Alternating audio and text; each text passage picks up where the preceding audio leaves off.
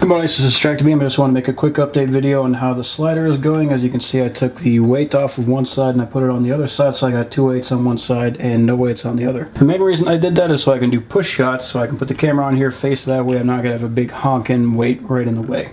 So it gives you a little bit more clearance here.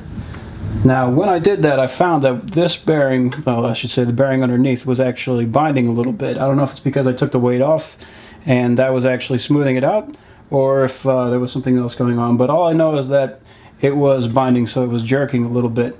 So what I did to fix that, I took that bearing completely off, so you can see there is no bearing on there anymore, and it just has the one bearing, the one on top, and that seems to be good enough, so there's no problem there. You can see I just give it a little push and it'll run for quite a while.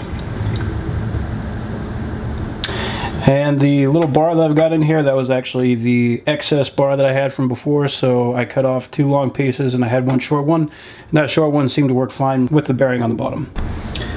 And the next thing I did was I took these little 1/4-20 T-nuts and I put them on the inside of this so that they wouldn't get lost.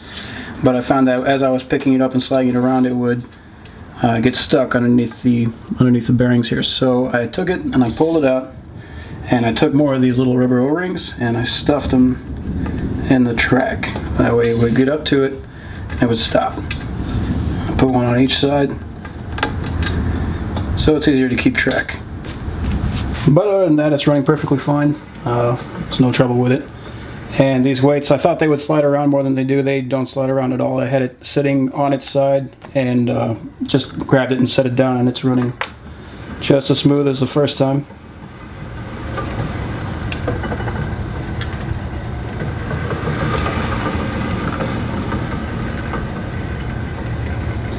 And if you don't know how I built it, I'm going to put a link in the description of the first video I made of how I built it.